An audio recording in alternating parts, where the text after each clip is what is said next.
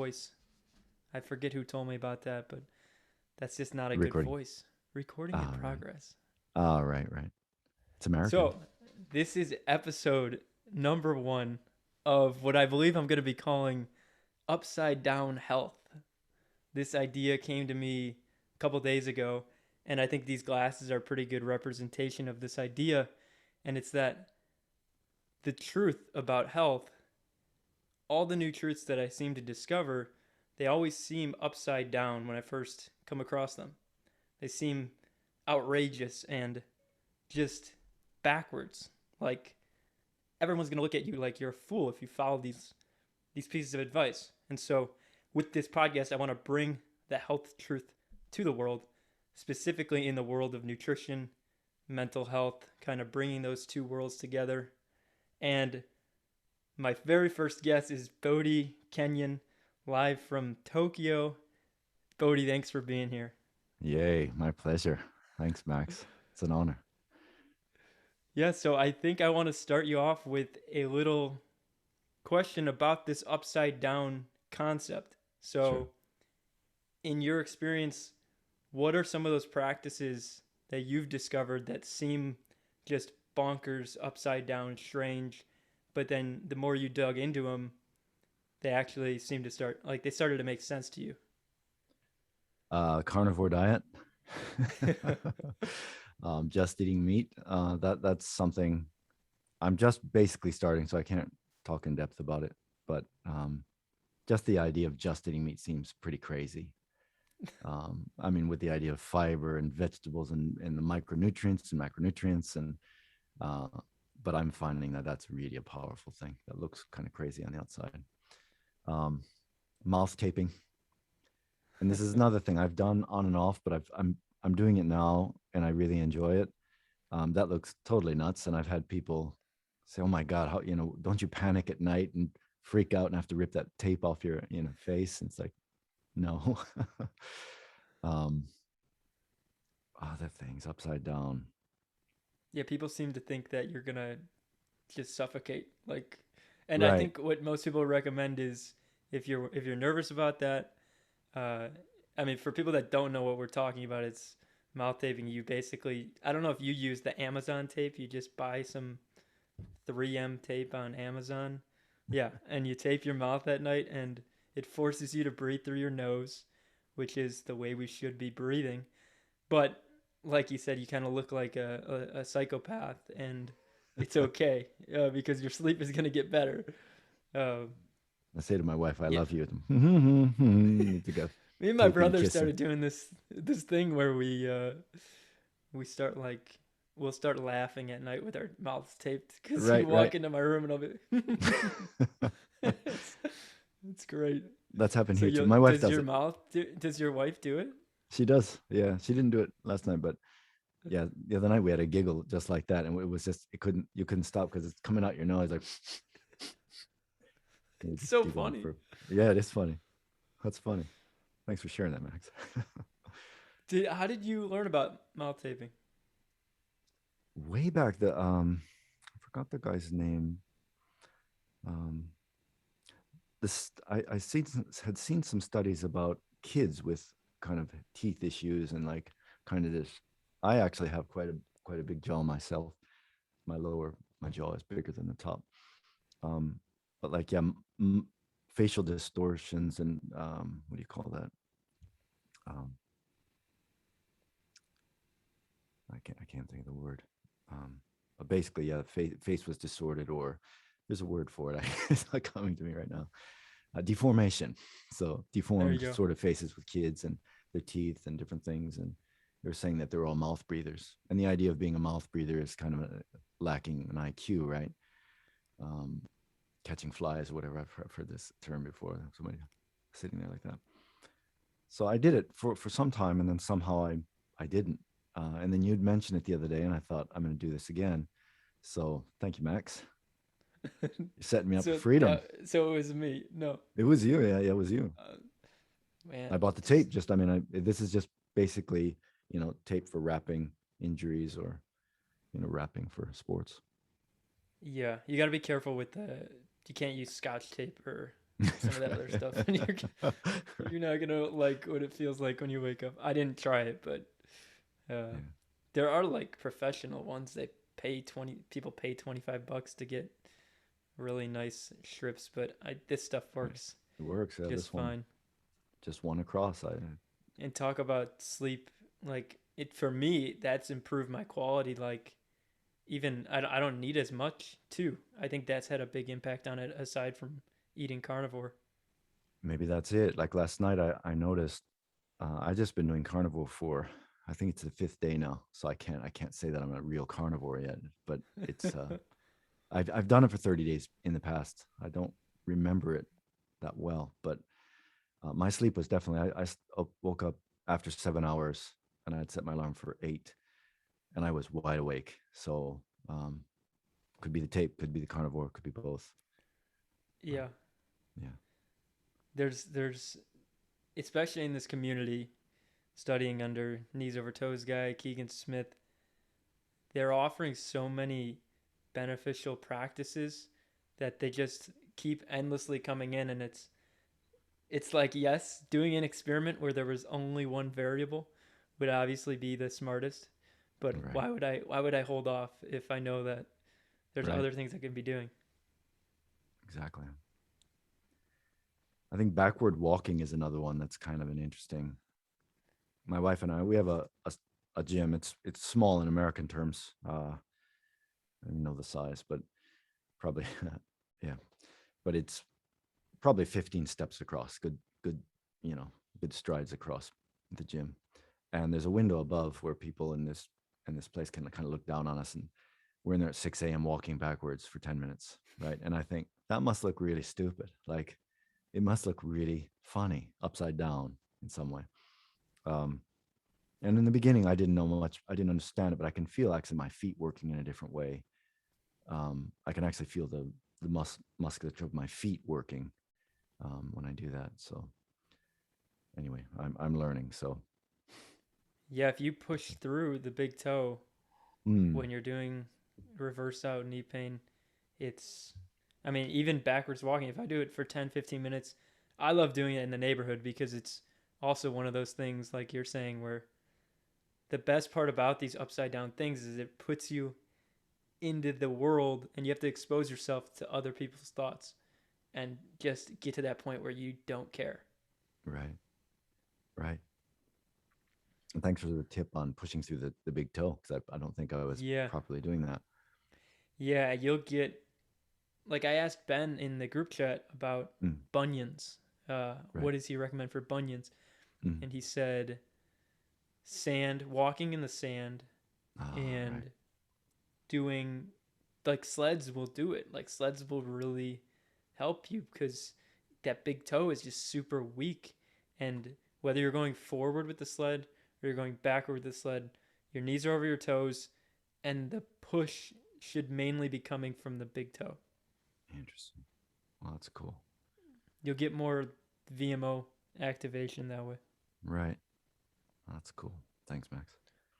So, why don't you tell us a little bit about your uh, story a little bit with early days, how you ended up in Tokyo, and Okay. you know how you were spending your time.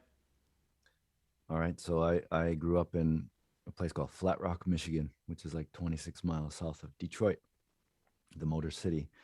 Um, I was raised there, went to school, Catholic school, swam. I was a swimmer, big into swimming. And then one day my brother pops in last year of high school, a brother I hadn't seen in years, probably 10 years, looks just like my dad, same name as my dad. And I just walked in and said, Jim. And he was taken by that, I guess. And he was living in Osaka, Japan. And a couple months later, I get a ticket in the mail. It's like, please come and visit me in Japan. I think it was like $1,500 or something at the time. It was crazy. Like, he just sent me this. I've never got a gift that big that I'd noticed.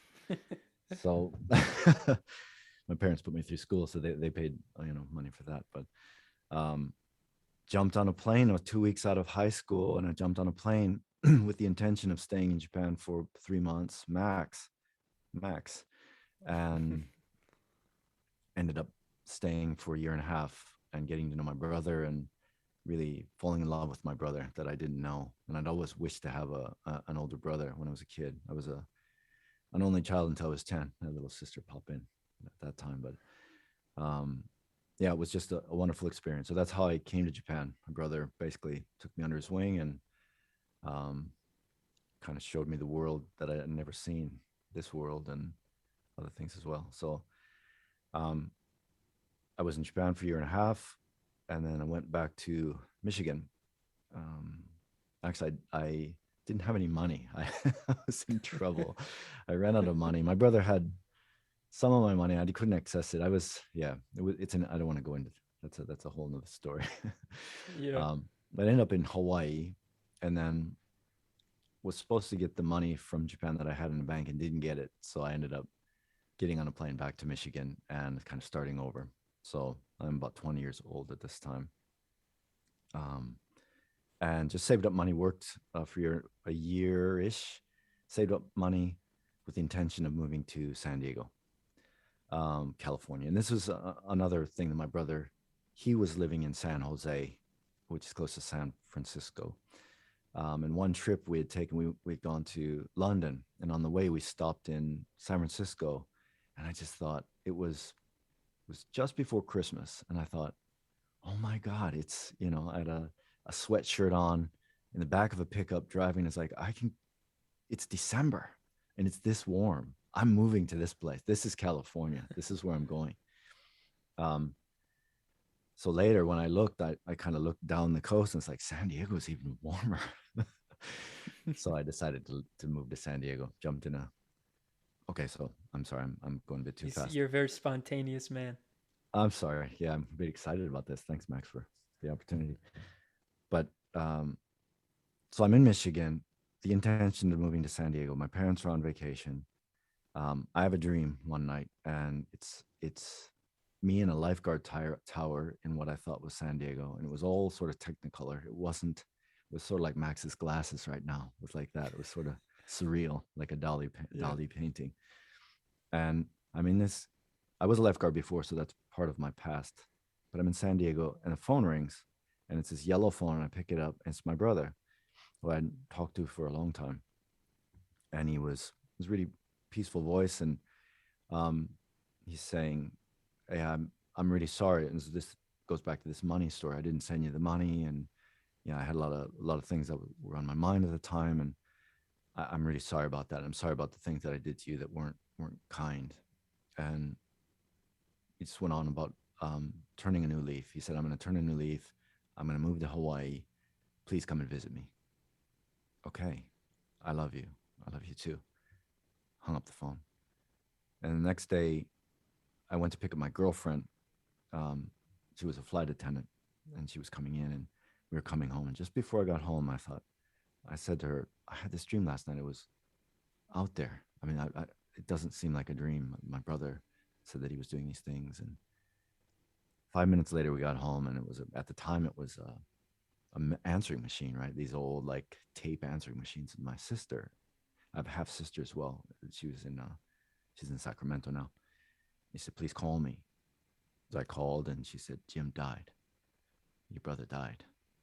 And it was like, oh shit, like that was a dream, but he told me in metaphor what was happening. So that was a shock, and he died, and my parents were on vacation at the time. So I'm waiting for my parents to come home. I couldn't tell them. So it was just this kind of silent moment, like, wow, that guy that I spent so much time with and really took me under his wing, he died. My brother, right? And then my Hmm. parents came home, and I told them. And long story short, I um, somehow, it was several weeks, but um, his wife, who's Japanese, brought his bones, and that was it. That was the funeral, and I couldn't like. There was no closure for me, I guess, with that. It was like, okay, I got the message. He died. Here are his bones, and it took me about 6 months to actually get through that. I think I cried every day. Um, and music at the time, it was grunge, it was Pearl Jam, it was all these types of bands, and it was pretty heavy, like especially Pearl Jam at the time, really like there's a song called I'm Alive, and that song I couldn't. Every day I would listen to it. Every day I would sob. Just try to get through that. But Eddie Vedder's voice is Eddie Vedder, impeccable. Yeah, I think yeah, his you know it. Into Huh? the Wild. Have you ever seen the movie Into the Wild? I've heard about it. I haven't seen it, but I heard it's great. Yeah, he did the soundtrack for that, and that was not only one of my favorite movies, but just the music is his Yeah. voice Yep. spectacular. Yep. So that's what happened. Um, Parents came home, told them, went through that, and then got in a car and drove to California. Um, and I drove like 36 hours without stopping. I thought I was hallucinating. Like, that's something that was quite dangerous. I ended up in like Albuquerque, without sleep. Just one shot. I think it's 40 hours, something like that. 36 hours. That's what it was. But No yeah. bathroom breaks. Oh yeah, I did that, and it was like kind of the Mountain Dew and the no dose, and like I don't want to tell you the details. It's kind of gross. Uh, but ended up in San Diego and restarted life there. Um, where are we going with this? What? I'm sorry, I might be way off your Well, original I'm question. curious how you got through that time. What were some of the you said that kind of 6 months of listening to music, and music is another one of your passions. So what kind of frameworks of mind helped you through that time? Music for sure, and something happened that was really a blessing in disguise. All these blessings in disguise, right? My brother's death, that I got to know him, and if he hadn't come that day and I hadn't been home that day, I wouldn't have had that opportunity. I might not have had that opportunity with him, right? um I went to Los Angeles one day, just went to LA and went to the Man's Theater where they put the handprints in the cement. 30 minutes, parked the car, 30 minutes, looked at that, went back, my radio was stolen. The radio in my car, like music is, we all love music, I think, but Mm-hmm. somebody got in my car and took the speakers and the stereo, and I thought, damn it, and how could they, 30 minutes, welcome to LA. um but that ended up being something because that radio was gone. I didn't have a radio in my car, and I'm driving, and suddenly I hear this music, and I'm singing something, and it's like, what the hell is this? What? And then I would go home. At the time, we didn't have these things, didn't have like a push record and put your message in there, put this song in there. I'd dash home, um, pick up my guitar and find chords to match that voice. And then once I could do that, it would solidify, right? It would be something that was concrete. Um, and then I realized that's my song. That's not from anywhere. And then this started happening over and over. I mean, it just started pouring in. And there were a lot of strange things happening at the time. I would see colors. I mean, it goes way out there, but I would close my eyes and see these kind of this purple light or purple clouds. I don't know how to explain it. They just kind of swirl in like this, and it was up in here. So I started looking into that. What is this? And I was reading books about the chakras and third eye and all this stuff. Mm-hmm. So it was sort of my brother's death um, started this movement, and it was music and it was spirit, and I started questioning my Catholic upbringing. Is that true? And started really looking at meditation and started reading sort of new age books at the time. This is like 1991, 1992. So that was an interesting time. Like my brother's death happened, and I think it cleared something in me, and um, music started pouring in, and that was sort of my education at the time. It was in San Diego, beautiful place. Weather's perfect all the time. There's a pool at the apartment that I lived in, and I would sit at the pool and read these books and try to understand what was going on.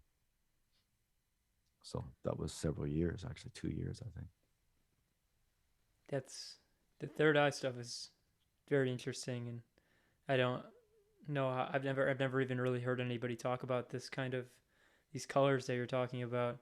Can Mm. you talk about that a little bit more and what you kind of determined or what you thought that was? Well, it's interesting. Hindsight, even this morning when I woke up, so I'm eating all meat now, which is like the opposite of what most meditators, would generally eat. They'll say meat is it leads to lust, and Yeah, it's the I, worst thing in the world. that's upside down. Like that's completely, I think, the opposite so far. Um, Actually, the original name of my band, the first band that I put together was Third Eye, and I have like an old like printout somewhere. I wish I could show you. Um, of that, it's just something that my friend printed out. So I've done a lot of meditation afterwards. I've done a lot of things to kind of, I guess, understand these things. Um, in fact, when that pool that I was just talking about that was next to my apartment, um, one day I was there and I just made a commitment that I'm going to figure this thing out. Like, and I don't know what the words were. It was enlightenment, or by the time I die, it's a high level of kindness, or it's a high level of wisdom, or both. Maybe it's all of it, love. But by the time I die, I'm going to get this. This is why I'm here. I'm going to reach this state somehow, and I'm not there. And that's 30 years ago. I'm 50 now. But I feel something's moving in a good way. So with the third eye stuff, I don't know, and I've studied a lot about these chakras, and I studied in depth. But that's the only one that I'm really in touch with here. There's something that goes on here. And just last year, my father died um, last October. It's about a year ago, and then I turned 50 in December. And I thought, like, 3 days before my birthday, I just said, I'm meditating. I remembered that commitment that I made at the pool about figuring this out before I died. And I thought, damn it, I'm 50. That's 30 years ago that came, and I'm still a mess on a lot of levels. Um, so I started meditating, and I have there's a little cove there, alcove, I guess you'd call it. And I just set my chair in there, and I just sat there for 3 hours every day. And then sometimes it was 5 hours, sometimes it was more. But then I was looking at different mindfulness teachers. Shinzen Young is a guy that I did a couple of virtual, what do they call, virtual retreats. These are like 7 day, and they're all US time. So I end up, it's really messed with my sleep schedule. I would do it all night and then try to do sessions with my clients. I'm a personal trainer in Japan. So that was really like, because I have to be, I want to be responsible for my clients. But as I was doing that, so I found these different teachers. And Shinzen Young, I really liked him. He lived in Japan. He's a lot like me. He's like my older brother. He's in his 80s. And he's dropping F-bombs here and there. I thought, this is really cool. This guy's a Buddhist guy, but he's just like, he's just dropping them. It's just really They real. have no rules No, over it's, there. and you think, the Buddhist guy has to be like, he's got to be, he eats meat. Eats meat. And it's like, the Buddha ate meat. But anyway, I really, I committed myself to this. I thought, this is the answer. It's not writing, it's not training, it's meditation. And this is where I'm going to find this. I'm going to open this stuff up. And the minute that I sat in, like, here's this guy, Shinzen Yan, like this on this Zoom meeting, and there's hundreds of people in this retreat, and this guy's there, and he closes his eyes, and we all close our eyes, and there's like, bam. It's almost like electricity. And it happens on and off with me. It's happened throughout my life since my 20s, but I joined this group, and it's like, what the hell is this? And it's just this really strong, it's electricity, it's pressure, it's kind of pushing out, pulling in, and it's all in here. And it's almost like the head goes numb. Um, and I got to talk with him, Shinzen Young. He's quite famous in that world, and he's the real deal. He's a really cool guy.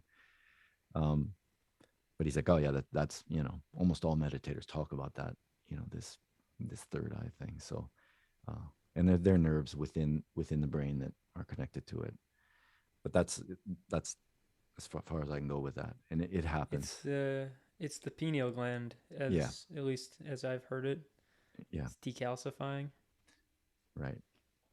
And yeah, that So, was I got into meditation about a year ago and got started with an app, and then kind of, I didn't necessarily go for 5 hours, but I started doing 30 minutes a day, 50 minutes a day, things like that. And once I cleaned up my diet, actually, that's when it started. I know Good. what you're talking about with Right. Awesome. the nerves and it, that's probably maybe the hardest to explain. It's the hardest upside down to explain to people. I tried. Some people were like, "Dude, you got to go get checked out." Like, what are you talking about? Well, your forehead is tingling. But in other Mm, countries, this is standard. Like right. Right. the Indian culture, there's I never knew why they put the dot on their head, and Yeah. that's Yeah.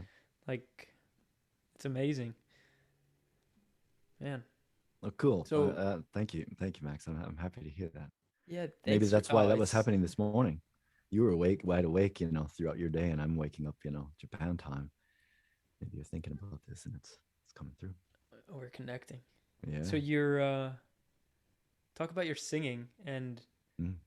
take us through how that has kind of impacted your training now. You've gone from this singer songwriter to a personal trainer. What took you there, and what have you learned along the way? Interesting, Max. That actually the reason that I'm a trainer is because of a song. The song I wrote, the song that came to me when I was in San Diego, that would not leave me alone, and I didn't like it, and it sounded like a chicken pecking. It sounded like really, and it wouldn't leave me alone. And I thought it was cold. I'm in San Diego. It was to you. That's like it never would be cold. Somebody from Chicago, like I got really weak. I'm weak against the cold now. But I get out of bed. I grab my guitar, and I figure out what it is, and the words come out. Rip off your clothes, reveal your innocence, and the words are just coming in, and the whole song kind of came in together. And it's like, put on your red skin driver, put on your equalizer. Put on your redskin driver. Really kind of a soulful. I'll do it just the same, yeah. And came in like that, and it's like It's impressive. You got that's a what it was. nice little baritone voice. Oh, thanks, man. It goes higher too. That's the low version. Um, but yeah, that's the way it came in, and I thought, okay, fair enough, and it came on, it came in, and eventually we started playing, and people like, damn, people would say that's a good song, and we sped it up a bit, and it became more rock. Um, but stuff like this, I'm sorry, Max. I'm so excited about this. I'm kind of off the. How is music? Yeah, how'd you go from that Mm, music lifestyle to that's it. the health? That it's a big shift. All right. So that one song, I'm 26-ish at that time when that song came out. We I meet a guy in Colorado. I'm 40s now, like 45-ish, I guess. I meet a guy who's my coach. I had hired this coach, great guy in Colorado. I go to meet him. He said, "Man, I have an interview today." He's kind of a famous guy in this coaching world. And would you mind coming with me? It's like, cool. Yeah, I'm here for the ride. And this woman interviews him, and then she interviews me, and he says, "This is a rock star from Japan." And I wasn't, but I was aiming to be one. Um, and she starts interviewing me, and she said, "Oh, by the way, my brother wrote. She's a maniac, maniac." Her brother is a producer in Nashville who works with, like, Leanne Rhymes and like some big names in Nashville. I'm sorry, I'm kind of at the end of a fast, and my mind's a bit spacey. Um, I thought Keith, fasting was supposed to increase your not mental for me right clarity. now. I'm a bit spaced out. Keith That's okay. Urban is another guy, but he's Maniac was from like Flash Dance. That's a famous movie in like the late 70s, early 80s. So she knows this guy, and she's like, I don't know if he'll like your music or not, but I can send it to him, and he liked it, you know. So all these things were happening. She is connected to the Washington Redskins. She's connected to the owner of the Washington Redskins as well. I have this song called Redskin Driver. That's this song that I put on your Redskin Driver. Just before that, we had made it into a real rock version. I'll send you the song. It's on Spotify. You can actually put Redskin Driver, and you'll see my face with the guitar, and it's that song's in there. So I'm not Oh, trying to make any promotions, but it's in there. no, everybody go check that out right now. Yeah, Pause this please. video. I think it's a good song. It's rock and it's Japanized. So there's like a 80s solo in there. That's great. The guitar player is awesome. That's what it's Um, about. You got to yeah, expand your culture and right. listen to new things. It's good. But that song almost landed us a halftime job at the Redskins halftime show. It almost got us there and it didn't. It just fell through. And then it's like, you're out. It's not going through. We were almost there. A year later, I get on a plane. There's this woman with a bunch of kids and really good looking. And I'm sitting next to these kids in the plane and they're like, I saw, where are you guys going? They're Japanese. And it's like, oh, this is a trip to Washington, D.C. Oh, we're going to do the halftime show at the Washington Redskins. Like, are you kidding me? Like this a year ago, that's what I was trying to do. And here are these kids doing it. It's like, with what? And they're like, we're a cheerleading group. And that woman back there is our cheerleading leader. So that woman's the one that caught my eye earlier. She's a Redskins, Redskins cheerleader. She was. We exchanged business cards. She's kind of like, okay, she's a really beautiful lady. And 3 months later, she calls me and said, can we meet? And I missed a point. On the way back, we got on the same plane. We were on the same plane on the way back a week later. And she's like, are you a trainer? It's like, what do you mean? It's like, do you train people? It's like, it's the first time anybody noticed that I had any kind of muscle at all, I guess. So it's kind of like, no, I don't. Just, would you train me and my girls? It's like, yes. So that ended up being how it started. It actually started from that song. That song created that conversation. That's why I'm here in this gym in this area of Tokyo, because she was here originally and she introduced me to the people that ran this gym. So, and she was my first client. And then her girls, her cheerleading girls were my clients, and just word of mouth happened. And the flow, the music was a struggle, was a grind. But the personal training, it really took care of itself. And I'm learning marketing now, 5 years into my business. I mean, I know anything about marketing. I'm still learning. So I mean, that's how I became a trainer. That was, and I've loved singing as a kid. I've got video, tapes of me singing, and I was always training and always trying to, like, my dad was quite muscular. And I always wanted to be muscular as a kid. That was just something. So.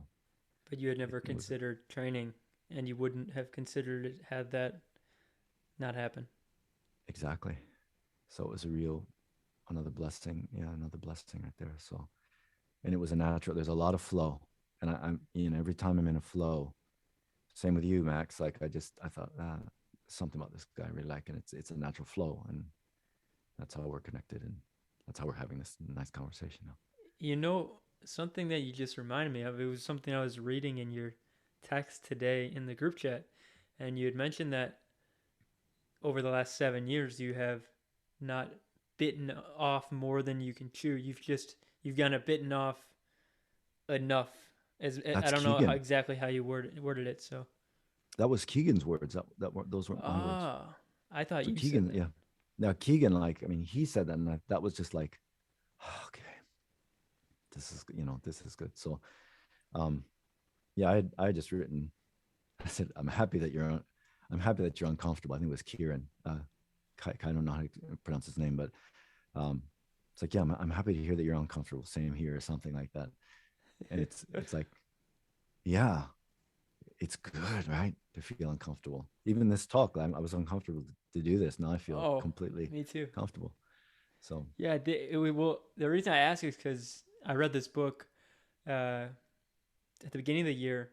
It's called The Third Door, and it is basically, it's written for kids who are like in college, graduating college, and it's basically the first self-help book that tells you how to start your career. And the main concept was that you're anybody who's ever done anything spectacular, and whether they're famous or not, the people in the book were famous, but they've all found like this third door into their career. They use like the nightclub example where there's the front door, everybody's waiting there. Then there's the VIP entrance. Some people are waiting there, and then you can go through the window, and the people who are really successful go through the window. Oh, And this book was just like littered with amazing quotes, and I always use these different quotes. And one of the quotes was, "Bite off more than you can chew. You'll figure out how to chew later."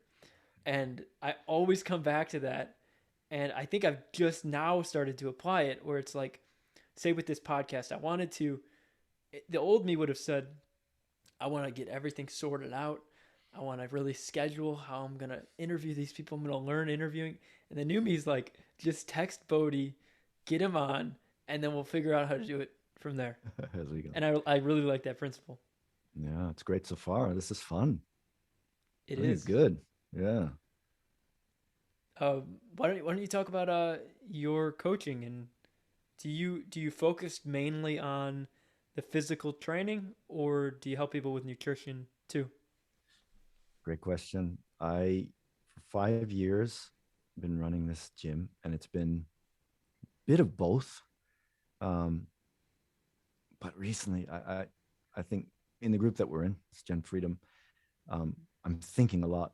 And this is where the uncomfort comes from. It's like, oh God, okay, I must have some value that I can really change things, with.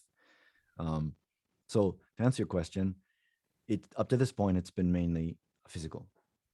And a lot of people come for different reasons, but mainly for the physical aspect. And it's a standard gym, strength training for general population, just normal people that want to be fit, healthy. Um, so barbells, kettlebells, dumbbells, these kind of things. Almost no machines at all, almost zero. A cable pulley machine. So mostly strength training. And I've dabbled with different things with mobility but yeah, basically strength training. Most people come to me for looks. 95% of people come for looks. Some people have health issues, but yeah, 95%, they want to look better. And with the most successful clients that we've had, diet is definitely a big thing. And I've studied quite a bit about this, and I've been raw vegan for 2 years. I was carnivore for 30 days. All kinds of primal Mark Sisson's idea primal blueprint. I've done that. I've done ketogenic, everything. And I kind of came back this past 6 months. I came back to sort of the bodybuilding, like high protein, mid to high protein, high carbs, low fat.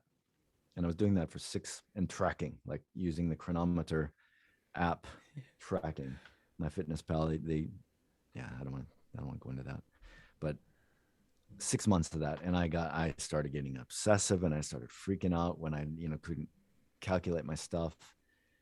My wife and I went to Kyoto. Every 3 months we take a week off and, just have fun. And we went to Kyoto, and I thought, I'm not tracking. I'm not doing this. I'm going to train, but I'm not tracking. And we just go and I get apples, and then I get some roast beef. And I thought, this is the way I want to eat, like just some fruit and some meat. And then when I came back, I joined Max in the gang, all these high level people, and talking about carnivore. And then there's a carnivore challenge. It's like, okay, I'm in.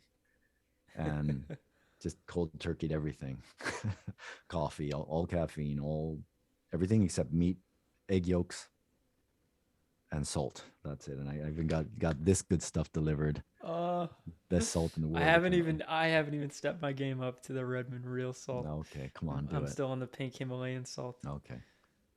But yeah, so now with that, it's like, okay, where can I make the biggest impact? It's with nutrition. It's with food. It's with Japanese people. Understand, Japanese people are thin.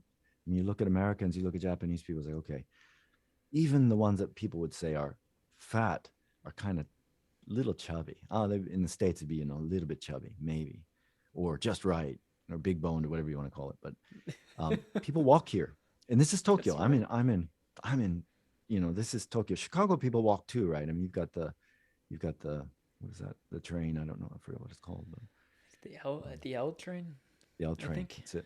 But people walk, right? I mean, downtown, there's pizza there. There's some of the best pizza in the world on there. But, Yeah. but yeah. but yeah, I'm seeing it as I can actually have a much bigger impact if I talk to people about nutrition first, um, and help people train at home. Um, I'm happy to work with the clients that I'm working with face to face, but I'm seeing what I mean. My body is in 4 days of just meat. I've got like a at least an eight pack now, um, and it's I think it's going to turn into a 24 pack, and I'm trying to eat, and it's hard for me to. I'm trying to eat. Are you My body's losing? not used to. Yeah, I'm Losing weight? losing, and I couldn't. I was forcing myself to eat a kilo of meat each day, and I actually was getting nauseous, and it was too much fat. I mean, I was down to like 55 grams of fat per day on this kind of bodybuilding type diet, Yeah. and then I'm up to I don't even know. I'm not tracking. That's That's the freedom. beauty. That's max freedom. That I mean, no tracking. That will drive you nuts. I And I mean, have some it clients I comes gotta help out of this that. this idea of eating like your ancestors or even living like your ancestors. Right. Your ancestors, they didn't have my fitness pal. That's right. And Thank God. like I mean it helps, I think. Like it actually did help me. Like 2 3 months ago I was 150 pounds. I'm now like 163 pounds. I've been able to Wow. gain using carnivore actually. So Awesome. I've found a way to eat enough to actually gain because almost everybody loses on carnivore. Right.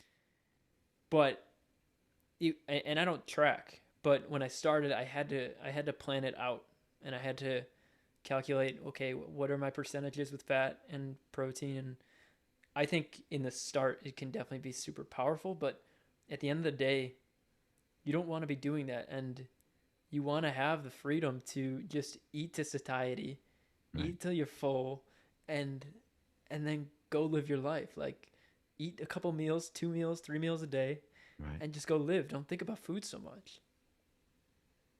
2 meals. I mean that like that in itself. If people who are doing sort of a this kind of normal, typical, you know, bulk diet, they're eating 6 times a day, right? I mean, it's just yeah.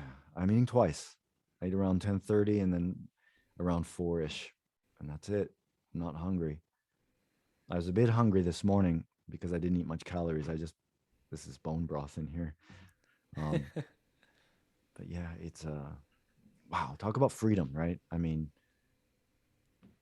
so I can't speak from much experience, but even 4 days, like um, I went through this flu. So there's this kind of ketogenic flu or whatever, you know, you that was not so good. I cut caffeine too as well, so that made it even worse. But I woke up this morning and I just thought, oh, I feel happy, and it's probably happy that I'm not in pain. But and then this morning we're doing zero in ATG.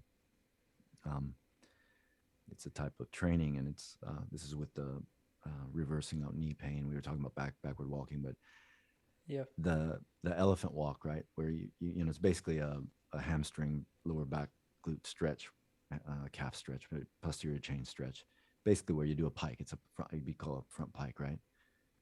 Hands are flat on the ground. Like I mean, it's almost like is this from the diet? Like that's the first time that's happened where I just like Really? pop my hands down, and I've been doing the work. I've been doing the work, and we had 2 days off. But does that increase your mobility? I don't know, but it felt like it. I mean, it's possible there's just, and I don't know anything about the science, but it would make sense that maybe, maybe. Inflammation, right? I mean, more mobility would make a lot of sense, right? Yeah. How do you feel about zero? Because this is, I think, a breakthrough program where there's never been a program that's been designed to flow in the way that it does and that's regressible for like where Right, anybody can do any of the exercises. That's the genius of KneesOverToesGuy. He's taken 10 years of or however many years he had his own gym and studied people and studied exactly what works, what exercises work for which parts of the body, what you need to what he calls be a bulletproof athlete. And he is so systemized and so many different levels of genius, but when it comes to zero, this is like mm, his holy grail. Like he can tell anybody, you have any pain, just go to zero. Like, it's amazing to think that someone has created something like that. So Mm. what is your experience with the actual flow of build, like a workout that's designed to give you a good blood flow before you get into the hard movements? Yeah, it's awesome. And um, excuse me, I was doing the typical squat, lunge, all the different types of lunges, all the Squat, hip bench, hinges. dead. Yeah, that stuff too, right? Um, and I may go back to it, but my wife's doing it with me, so it's quite a bit of fun. I've been training on my own for a long time. Um, it is so it is awesome, and I think the idea of the zero idea, and anybody can do it. My mother's 76.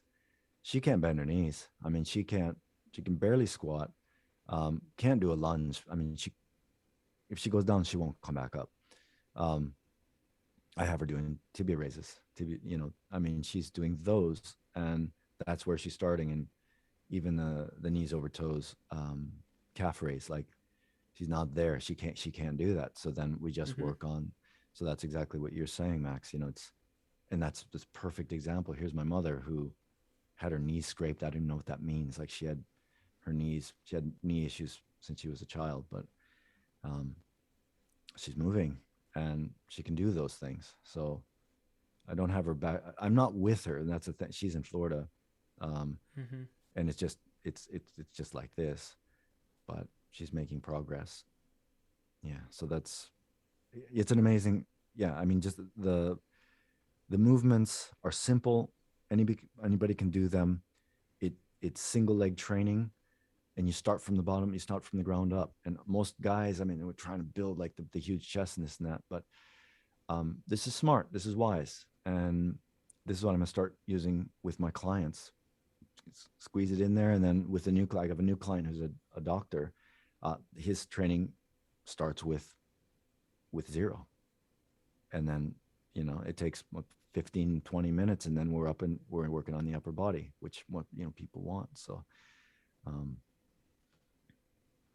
That's yeah, cool. good Had stuff, you good stuff. ever done? Are there some of these muscles that you're now hitting that you hadn't hit Yeah. before, like the Yeah. tibialis? Like, Yeah, I was a breaststroker. This would have, I mean, I was a, my main stroke in swimming was breaststroke, just a natural thing. And that you look at, I mean, the feet are tipping back there in dorsiflexion and kicking out like that. That muscle is, when I was younger, I knew it was there. And I always thought, why isn't there anything for this muscle? So I had the question. mm, Um, Breaststrokers, the kick is usually 50% of the stroke. It's the most used legs in any swimming stroke. Um, maybe I should talk to Ben about this, but um, huh. thank you, Max. But yeah, that's the tibialis. And even the calves, like not needing a machine, not needing a seated calf machine to work the soleus, or my feet. Even like my feet, I had an ankle issue that seems to be disappearing now. So um, I mean, even the stuff above the knees, that ankle is really getting the ankle flexion. I was a swimmer, so my ankles are really pretty flexible. Um, but yeah, just awesome stuff. I mean, I'm trying to figure out how to get all the equipment over here, because I mean, there's one more guy. There's a Filipino guy in Nagoya, which is like I don't know, 6 hour car ride from here. Um, but I think, man, if I get this down and bring it to Japan, this is another thing that can change. I mean, the diet can change really easily, but ATG too. I mean, they're athletes here. They're Olympic. We just had the Olympics, right? I mean, there are people that need this. So I'm starting to feel this fire start to go. I've got something to really bring to this great country. So Your opportunity eyes are man, opening. man, Paul Council, Keegan Smith, Max Freedom. I love. Yeah, it's just connecting with everybody. I, I think before coronavirus, these kind of things wouldn't even exist, and now people have adapted, and it's amazing. I'm so excited because I'm going to Sacramento this weekend to Nice. finally meet some people Wow, that that's cool. are in these groups. Right. Yeah, it's because it's been 6, 7 months that I've been with ATG, learning from coaches, talking to people, DMs, Zoom calls every week, Right. but no one in person. So I still feel like I know everybody, but to actually meet people, it's gonna be amazing. And I think this group is it's a lifetime kind of thing. Like it's already like a brotherhood that Right. I know when Corona's done, if that ever happens, like there's gonna be a lot of amazing events together, and yeah, it's amazing to be a part of this group. I'd like to ask you about Mm. like the mental health thing is really interesting to me. You talk about the third eye meditation, but I think a big component, aside from even the practices, and the practices help with this, but it's just new ways of looking at things and kind of like the frameworks that you rule your life by, that you call them the rules, your constitution, your standards. Like, what are some of those things that you've picked up in your many years of spontaneous life, and what's that wisdom that you could share with us? Kind of things that live by these kind of, is that what you're saying? Yeah. Yeah. Um, one is go first, and this is a hard one for me. Like being in a call with 40 people that have already been in this group, and I'm a week late, and it's like go first, you know. And the go first means no hesitation, and this is something I'm still working with. I mean, this is yeah, it's still there, but also means go first in a case where you can be helpful. Um, and in Japan, people tend to kind of like, if somebody even falls down sometimes, Japanese people kind of look like, oh, is this person drunk? You know, because we don't have cars like in Tokyo. Most people, I mean, there are cars, but most people don't use them. To always go first and to be the person that reaches out and says, hey, nice to meet you. Or Hmm. I'm going to do these podcasts. Hey, it's, Yeah. hey, Max, I'm got my hand up here. Number So that, one. yeah, it's to be helpful and not and never to hesitate, never to feel like I don't have some value that I can give. Um, Another one would be just kindness. Like kindness, I realized after doing that meditation, I'm not doing the meditation like I said. It just stopped one day. I think 6 months in or so, and it's like do the work. It wasn't a voice or anything. It was just like you can sit in the corner for as long as you want. My back hurt too. Actually, that was my back was really actually hurting. Um, which is not anymore. But um, kindness. So that whole like you can use the word enlightenment or whatever it is, but in my mind, it's probably freedom or it's. But I think kindness is something that really rings true for me. Being kind, and I'm still not there. I still have a lot of crummy thoughts, but always be as kind as you can be and compassionate. I mean, compassion comes in with that. Um, so yeah, I mean, if I can do that, I think I'm always happy regardless. If I can always be kind in my thoughts, and it's to myself as well. It's not, if I say something that I think was stupid or judging myself, that's not kind. Um, Aim to see the good. So always look for the good in every situation. My brother died. That doesn't look good at all, right? But all the good that it's brought me, and all the people that are involved and were involved with him brought a lot of good. My stereo being stolen out of my car, that was good. Maybe without that, maybe without all these experiences, I wouldn't be talking to Max Freedom right now. I So, think that's my favorite story of the day. which one? The radio. I Yeah. it reminds me of there's a song by this group called 21 Pilots, and they sing about how the car radio, like, it doesn't work, and now it's just driving me nuts because the whole premise was that now I have to actually listen to my thoughts, and for most people that's going to actually drive them crazy because most people don't listen to their thoughts ever. And that's why I tell people to meditate, because Mm, in the first, like, it is super powerful to take the time to just hear what's going on up there because you may be distracted. got the chills, man. That was powerful. Yeah. Yeah. Um, yeah. I mean, there are a lot of stories like this, right, where something happens, but yeah, see the good, and not only in your own life, but in other people. Like some I was starting to judge somebody the other day, and I thought he's probably a good guy. Like, and I think we had talked about this. And the first time we talked, I was talking about the Instagrammers with the, with the, Oh yeah. and it's like he's probably a good guy. It's like I should just reach out and say, nice biceps. So just be nice, man. See the good. Like he's promoting health on some level, right? The Yeah. negative He side of could me be would doing see a lot something else, worse things. right? Yeah, totally right. So, um, yeah, and I think uh, find where I can help. And I think being part of this Gen Freedom group, and it's like, what kind of value do I have, and how can I bring that here? And it's like Japanese people look healthy, and a lot of them are, but a lot of them are getting cancer. A lot of them are eating McDonald's. There are McDonald's everywhere. I mean, there's Starbucks. I mean, Starbucks was on the lighter side, but there's Kentucky Fried. There are two Kentucky Fried Chickens. Like, I mean, within 5 minute walk that way, 5 minute walk that way. It's not.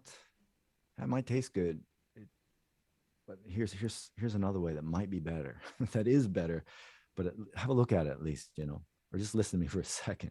I want to share something that might be helpful to you, but find out where I can help, and then have the guts to make that something that's my, stand on a soapbox and shout it out to the world, and see how many people I can help with that. Um, and hone my craft to get better at it. Like I'm a bit shy to be in. I mean, as much music as I've done, and that could have been the reason I quit music, because I was just shy. But to get out of that, to get out of that shyness, and that trying to protect myself from, I don't know, whatever it is. People come to pay to see me, and I'm still trying to protect myself on stage, right? Um, just get out of that, and hone the craft, and let the words come out. So yeah, I think those are my words to live by. Well, there's definitely something to take there.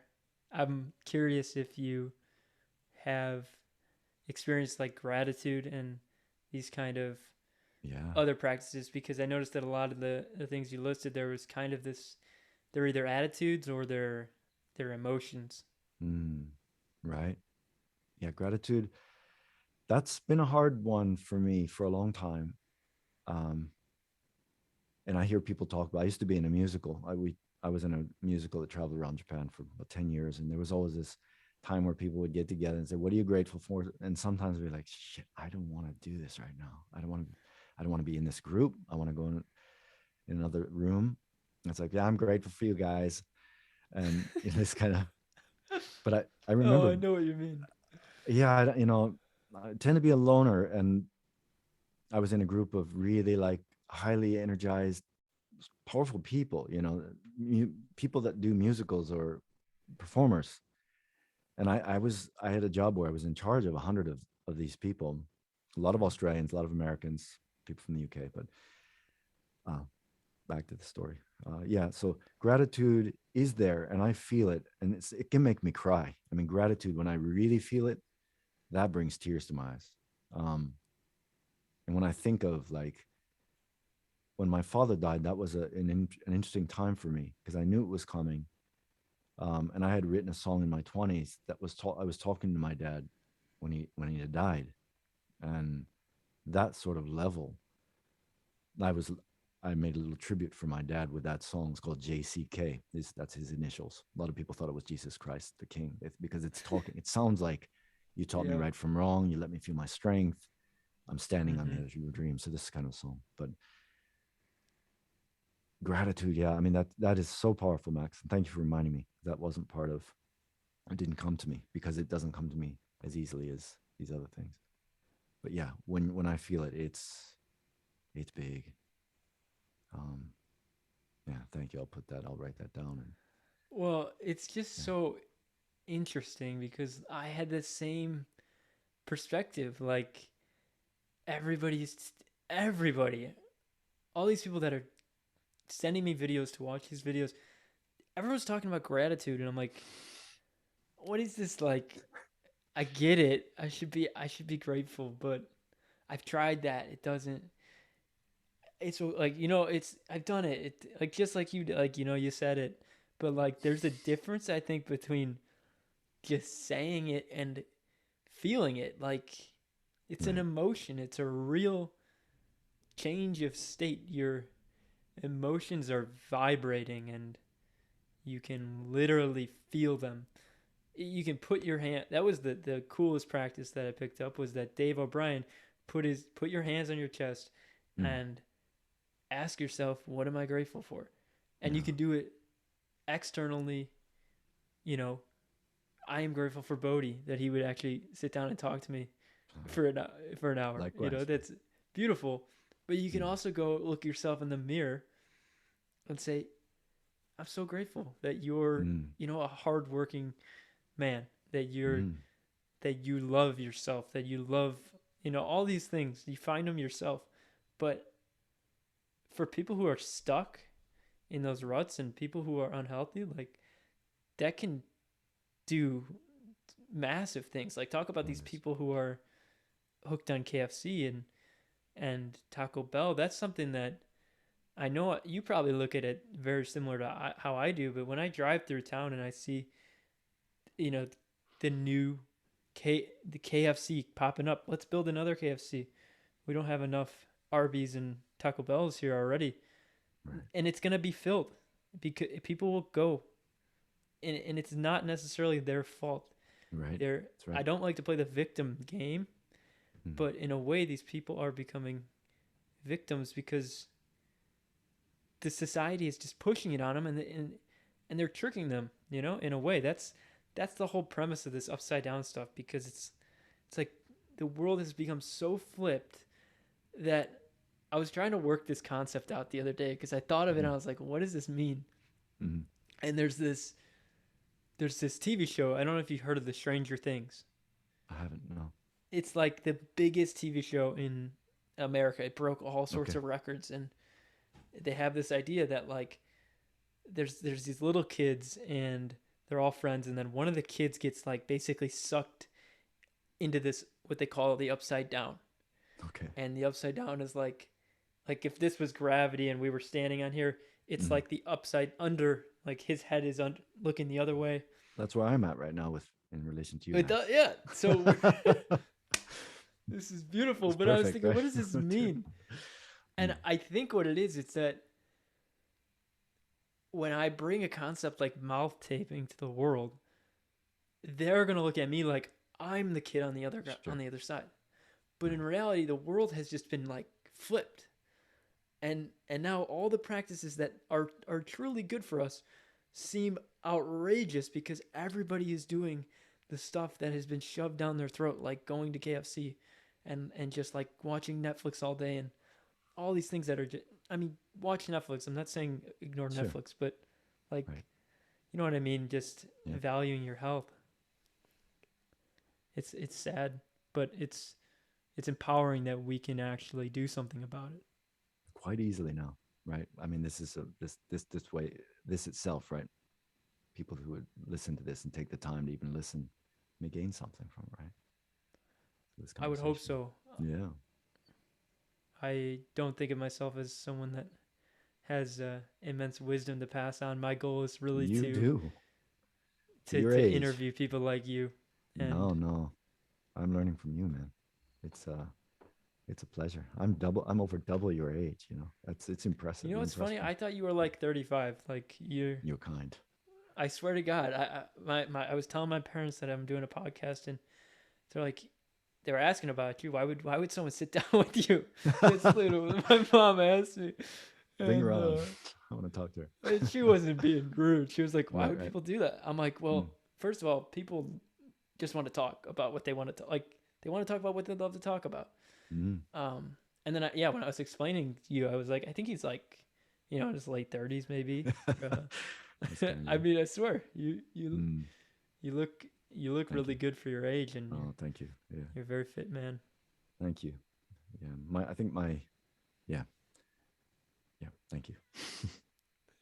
What were you gonna say?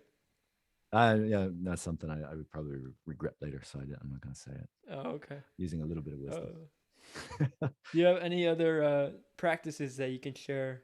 Maybe as a last question, more so Mm. on the side of like mental clarity and helping people who maybe they're having a lot of negative thoughts and they're stuck in a rut. What kind of advice can you give to those people? One of the reasons, Max, that I'm doing the carnivore diet is actually because of my hot temper and my lack of uh, my. It's easy for me to be frustrated, and I can see my father like, and I'm not blaming my father in any way, but I can see how he and I have similar makeup. Maybe it's genetic, maybe it's learned. I don't know, but he's a very kind man. My dad was. I'm never such a sweet guy to me, really a kind guy, but I have a tendency to, especially with technology. Like I'll lose it. My wife does all the website stuff. Like she does all the Instagram stuff right now, because I'll just like, and I'm just mad at myself because I can't figure it out. So I'm judging myself and I'll lose it. Um, but I thought the reason I'm doing this diet is because I want to see. I've read numerous accounts from people that have had issues, like mental issues, even that sort of like even after 2 weeks of the carnivore diet, their partner would say, "This is the most calm you've been ever. Like, what's going on?" It's like, so that's a big reason I'm doing this, is to see if I can see my ultimate goal is kindness. So if I'm frustrated and spouting and spewing, and that's not kind to anybody, and it makes my wife uneasy. And it's just verbal, whatever. Maybe I hit my hand against the desk or something, but I want to see what this does, and it makes a lot of sense that it would. Um, so I would say for now, diet, and that's what I mean. Like it's all coming sort of this focal point where maybe diet is where we're all screwed up. If we can get this diet down, and it's probably not the answer to everything, of course, but what if it makes it just better? What if my frustration goes down by 50%? That's huge, right? And I talk to people, so I just can't stop eating this thing, and our clients as well. Like I just lose it, and it's like, okay, I'm getting people to like fast longer and doing more of a carnivore type, at least a ketogenic, and then at nighttime have your rice, have your things like this. If you have to have it, if you have to have Kentucky Fried Chicken, wait until the last meal of the day. Because I've noticed when that happens, they sleep and reset, and they wake up. Fasting's not hard. They make it through like the first 4 hours. It's kind of like the warrior diet. Kind of, I don't know if you've heard of this. I have not heard of this. 20 hours of fasting, 4 hours of feasting. But because most people can't go 20 hours, it's too much. So I'll put in 4 hours of sort of a ketogenic approach, or ideally a carnivore approach. Um, and then that's kind of stable, keeps their blood sugar stabilized, doesn't boost the insulin too much. And at night they can have that fun food that they absolutely feel that they need. And little by little, they start needing to get less. That's why I want to help people with in Japan. I'm not a scientist. I mean, science was where my math and science were my worst studies and worst subjects in school. But I know What were your I know best? it works. Um, Japanese, I guess. Japanese, anything that was was interesting because a lot of my teachers, I never felt that I was smart. I still don't think I'm smart, but um, I think it was I have a different take on things, and I would have a different take, and a lot of teachers in university level would say that's a really interesting angle. It's different, um, and everyone else would come up with this, and I'd be like, even in the group now, when people comment, it's like, ah, screw it, I'm just gonna come up from my angle, whatever it is, if people like it or not. It's gonna be with my intent, which being helpful, right? But yeah, to answer your question, it was those types of English and creative stuff. You're a communicator, it I guess seems like. so. Yeah, and I'm still learning about that as well. But um, that answer your question? I Yeah, think food. I I th- think food. I Yeah. think so. That's actually, I mean, I don't even know what I was looking for with the question, but Mm. uh, that's amazing to think about. That maybe, yes, holistic health is this myriad of different techniques and different practices. And one of the coolest ones that I've come across is like this Da Vinci has that like 5-star model of the human being. All right. And this guy that Keegan put me onto is his name is Misha Sakharov, and he's in Denmark, and he's doing work with cancer patients, Mm, keto-carnivore breath work. He's healing these awesome. patients who are in terminal cancer. Like he's very under the radar. No one really even knows about him. Keegan just finds these people. Just he's he's a madman with Keegan, his yeah. research. I don't Oh, I know love how that he guy. finds these people, but Right.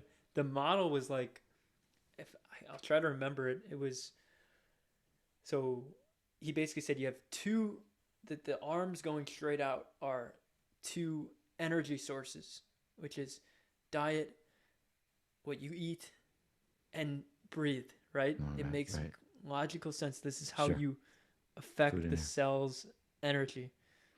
Eat good foods, breathe the right way. And he follows the Right. Buteyko breathing, which All is right. Right.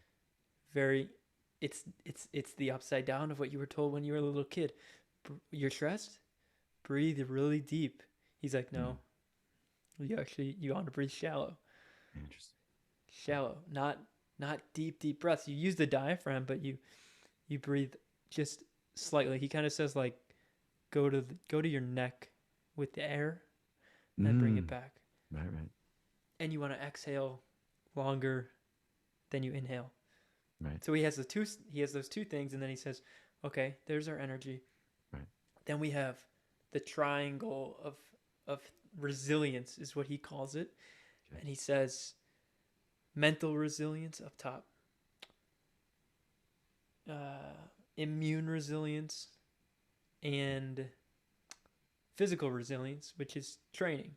Right. Right. And he has training. He's doing this with cancer patients, so the training isn't like Sure. intense, but Right. he has this that holistic approach. I think is that's a really cool model of looking at things. That okay, yes, it's gonna be diet, it's gonna be huge, and it might even give you 50%, but you could go 100%. I heard this other guy talking about how he's like, what if we did all of this right? Hmm. Could we live to 130? Like, Right. if you do it young enough and you don't destroy your body, like, is it possible? We're discovering all these new things. What are the possibilities? It's very interesting to think about. That's awesome.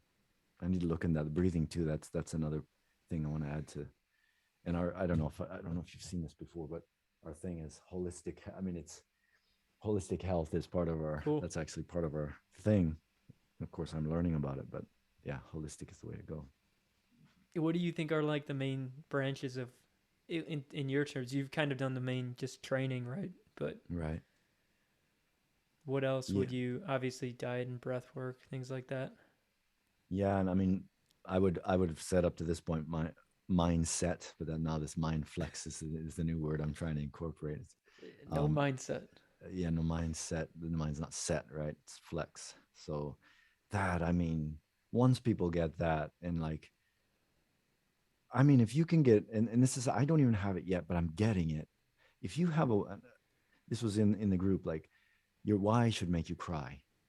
Like your why should make you cry. And that's like, if you can find that, you're set. There's freedom right there. Find a why that makes you cry. Like, man, I mean, so that breath work is something I've played with a little bit, but now that you're talking about this and I've seen it, it's something, the CO2, I don't retention or different things like this. Mm-hmm. I was a swimmer, so I've done a lot of like breath holding. So I'm quite good at that. Uh, but to be able to share that with people, nutrition, I mean, that right now, nutrition's number one because I think that is a game changer. You get that in line. I changed my mother's nutrition. I helped her change her nutrition and the weight Mm-hmm. just like she's like, what's going on here? I'm not hungry. It's like you have to eat more now, mom. You have to eat more protein. It's like, but I need all these vegetables. No, not really. Not necessarily. What's the talk between Max Freedom and Bodhi Kenyon? Um, We haven't even dove into vegetables. yeah, I mean, and I mean, I it's don't just even a know bunch of enough fun. to talk about it, I but don't, yeah, I probably don't either. And yeah, I know quite a bit actually about fiber, and the 6 months I was doing that, and yeah, but like, I mean, and training in the training, like I'm even thinking I was overtraining. And I think maybe a lot of this frustration I'm talking about was training 90 minutes a day and doing really bodybuilding, like trying to like, I've got like a swimmer type physique, and it takes forever to get my arms, like some guys. Just that's the way my body is built, I think. Yep. Um, and it served me in swimming. I can be grateful for that because the way, big hands, big feet, whatever. Um, but I'm thinking, maybe what if I trained 30 minutes a day? And what if I did the ATG and I did a little bit of upper body stuff, maybe an hour, 45 minutes, whatever, 5 days a week less. I don't think we need to train as much as a lot of the Hollywood stars are training. Um, Anything else? Meditation, that would be something good as well. If it serves you, don't do it because you think, you should do it. But if you feel you want to do it, I think meditation's another good thing. Um, Yeah. yeah, those something. Yeah, that's what I'd say now. And singing too, right? Yeah, I mean that's singing. Yeah, and you know what's really interesting, Max? Like I'm 50, right? My voice is, I can say that it's better than when I was 20s and 30s, and it's from the training, it's from the eating. My nose, like I had all sorts of allergies. Um, Wow. the mouth taping. I mean, you breathe through. I exercise a lot breathing, doing nasal breathing as well. I even ran for 5K just nasal breathing to see if I could do it, and Mm. without running at all for 2 years. Just that's fine. So the channel gets clear. This is an instrument, right? If you're a singer, if you're a musician that's using their body as a singer does, yeah. I mean, I'm actually thinking of getting in touch with some famous musicians here and doing some trials and people seeing like this singer, the two guys that are really famous guys, and I'm connected with some of these people.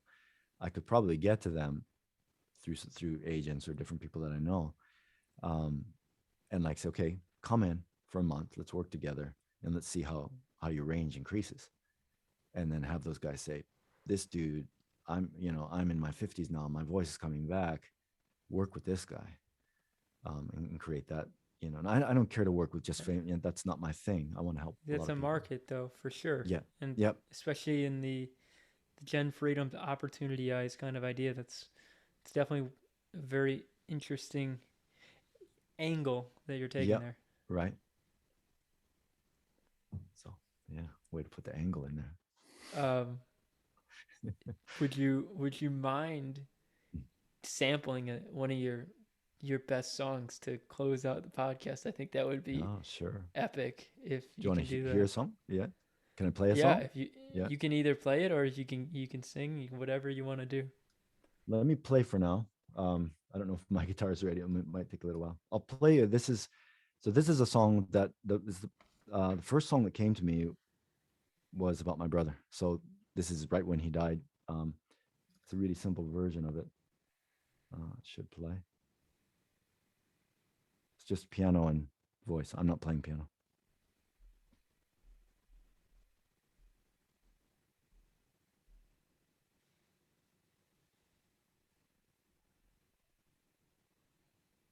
Is it going?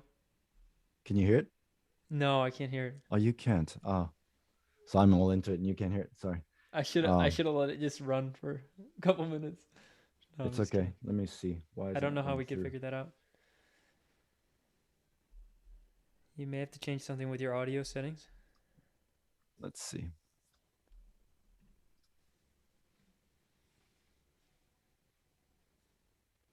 Let me to put the max speakers, and that may be the reason why it's on this. Cool. Can you? Let's see. Let me start it over. Yeah, it might be coming out of the mic or something. Sometimes Zoom does that. Oh my. Let me see. I've got all these things on my. There it is. Okay. Let's see. Sorry, The Max. I'm listening to you. anticipation is Right, right. is it's amazing. You can feel So I'm going to cut out pretty for. excited. Can you just give me this if you can hear it? Because I don't know if I'll be Sure. able to hear you if I switch them. I might be Okay. able to. But let's see.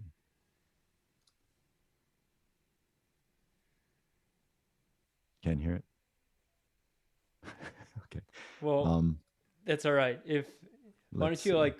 Is there? I'll play it on my. This is not going to sound as good, but I can. Oh, it's cool. Technology is amazing, isn't it? Yeah, you could Jeez. hold it up to the mic. So I've got it in Google Drive. Here we go. It'll load up. Let me switch the mic. Can you hear me? Can you hear this? Yeah. Not gonna be great, but you can hear it.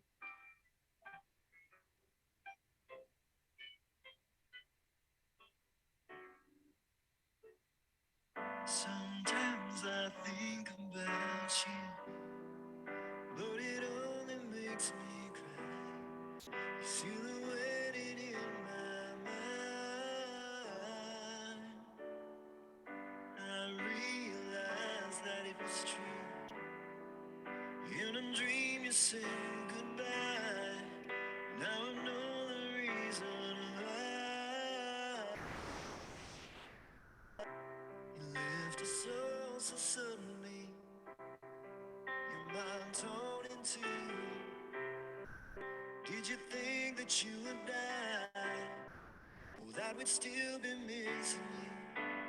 Jimmy.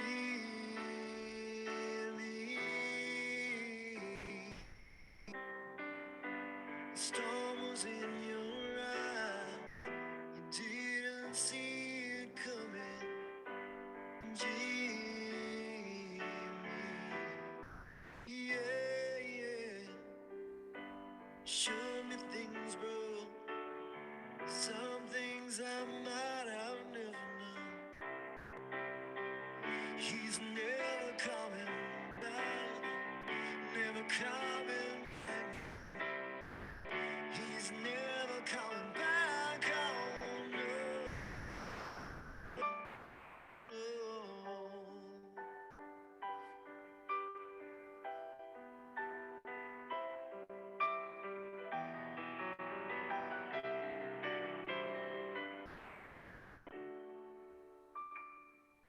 They say the time must fade away, but your memories always stay, and they linger on forever. When I close my eyes to dream, it's your smiling face I see. It seems that things are better. Tell me if you can recall all those little things. Do you still remember me? And Jimmy, can you hear me sing? Jimmy.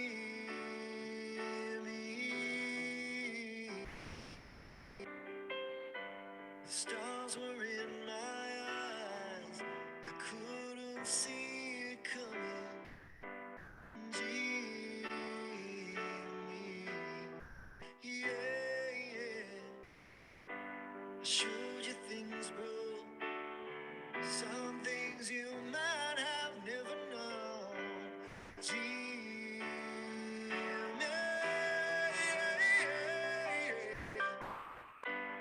I want to show you things I'll be and things we might have never seen. Jimmy. Yeah, yeah. I want to know now that you will always be with me.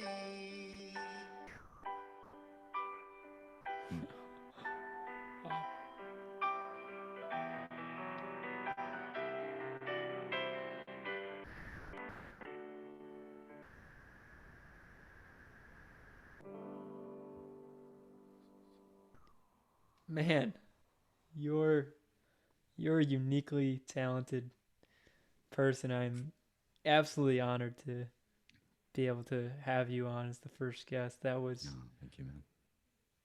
man, those notes you hit at the last quarter there. That was impressive. No, thanks. Yeah, yeah. That's it's strange to kind of listen and look at the same time, be on a video and listen. That's nice. Yeah, that. It I was mean cool. that changed my world. So yeah. Well, it's cool to see how music can express a situation like that. You told the story, but then just to hear what your mind created of that, and it's amazing. And I think it's a great place to end the podcast. So thank you so much. This has been awesome. It was definitely nerve wracking to get going, but Oh, you're great, I'm man. so You're glad great, we did Max. it. Yeah. So much fun. Thank you. Thank you for the opportunity. Are you anywhere online where, say, someone listened to this and they wanted to find you? Yeah, we're North Star Fitness. I think there are a couple of them. I think it's North Star _fitness. That's Instagram. Facebook, North Star Fitness. I'm Bodhi Kenyon, BODHIKENYON. That's the Facebook personal account there. We have a website, northstarfitness.org. That's about it right now. That's awesome. All right, man. Well, thank you once again, and Thank you, Max. enjoy your day on the other side of the world.